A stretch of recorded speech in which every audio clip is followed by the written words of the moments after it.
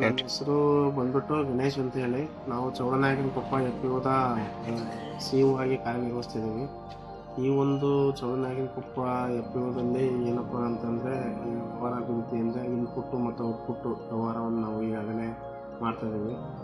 ಈ ಒಂದು ಕಾರ್ಯಚಟುವಟಿಕೆಯಲ್ಲಿ ನಾವೆಲ್ಲ ನಿರ್ದೇಶಕರು ಮತ್ತು ಮಂಡಳಿ ಮತ್ತು ನಾವು CEO ಮತ್ತು ನಮ್ಮ DO ಅವರೆಲ್ಲರೂ ಸೇರಿಬಿಟ್ಟು ನಾವು ಈ ಒಂದು ವ್ಯವಹಾರ ಅಭಿವೃದ್ಧಿ ನಡೆಸ್ತಾ ಇದ್ದೀವಿ. ಈ ವ್ಯವಹಾರ ಅಭಿವೃದ್ಧಿಯಲ್ಲಿ ನಮಗೆ 2022-23ರಲ್ಲಿ 58,18,000 ರೂಪಾಯಿ ಒಂದು ಟ್ರಾನ್ಸಾಕ್ಷನ್ ಆಗಿದೆ. ಇದರಲ್ಲಿ ಹೆಚ್ಚು ಕಮ್ಮಿ ಅಂತಂದರೆ ಒಂದು 31-32 ರೂಪಾಯಿ ನಮಗೆ ಲಾಭಾಂಶ ಆಗಿದೆ.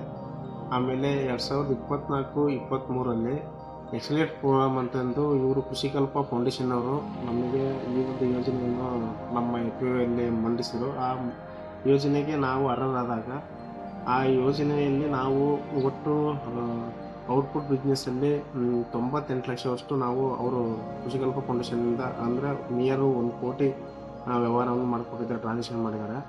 ಹಾಗೆ ನಾವು ಒಂದು 24 ಲಕ್ಷ ಅಷ್ಟು ನಾವು ನಮ್ಮ ಇನ್ಪುಟ್ ಬಿಸ್ನೆಸ್ಸನ್ನು ನಮ್ಮ FPOದಲ್ಲಿ ನಾವು ಚೌಡನಾಯಕನಕೊಪ್ಪ FPOದಲ್ಲಿ ನಾವು ವ್ಯವಹಾರವನ್ನು ಮಾಡಿದ್ದೇವೆ. ಇವೆರಡೂ ಒಟ್ಟಾಗಿ ಸೇರಿ ಒಟ್ಟು 1,22 ಲಕ್ಷದಷ್ಟು ನಾವು ವ್ಯವಹಾರವನ್ನು ಈ ನಮ್ಮ ಚೌಡನಾಯಕನಕೊಪ್ಪ FPOದಲ್ಲಿ ನಡೆಸಿದ್ದೇವೆ. ಇದರ ಒಟ್ಟು ಪ್ರಾಫಿಟ್ಟು 43,000-45,000 ರೂಪಾಯಿಯಷ್ಟು ನಮಗೆ ಈ ಇನ್ಪುಟ್ಟು ಮತ್ತು ಔಟ್ಪುಟ್ಟಲ್ಲಿ ನಮಗೆ ದೊರಕಿದೆ ಈ ಕಂಪನಿಗೆ.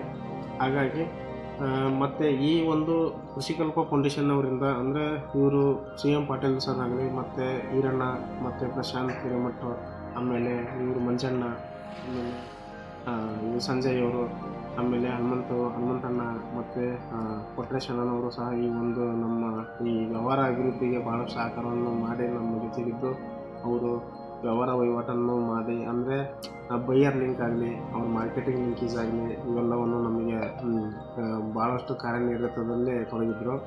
ಮತ್ತು ಅವರು ಆನ್ಲೈನ್ ಪ್ರೋಗ್ರಾಮ್ಗಳಾಗಲಿ, ಆಫ್ಲೈನ್ ಇನ್ಲೈನ್ ಅವೆಲ್ಲವೂ ಪ್ರೋಗ್ರಾಮ್ಗಳನ್ನು ಸಹ ಅವರು ಮಾಡಿ ನಮ್ಮ ಈ ಒಂದು FPOದಲ್ಲಿ ಇಷ್ಟೊಂದು ಟ್ರಾನ್ಸಾಕ್ಷನನ್ನು ವ್ಯವಹಾರನ ಅಭಿವೃದ್ಧಿಯನ್ನು ಮಾಡಿಕೊಟ್ಟಿದ್ದಾರೆ.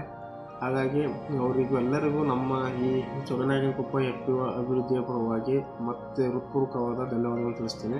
ಮತ್ತು ಮುಂದಿನ ದಿನಗಳಲ್ಲಿ ಸಹ ನಮಗೆ ಈ ಥರವಾಗಿ ವ್ಯವಹಾರ ಅಭಿವೃದ್ಧಿ ಮಾಡೋದಕ್ಕೆ ಅಂದರೆ ಔಟ್ಪುಟ್ ಬಿಸ್ನೆಸ್ ಮಾಡೋದಕ್ಕೆ ನಮಗೆ ಸಹಕಾರ ಮಾಡಬೇಕೆಂದು ಅವರನ್ನು ನಾನು ಮನವಿ ಮಾಡ್ಕೊಳ್ತೀನಿ ಸರ್.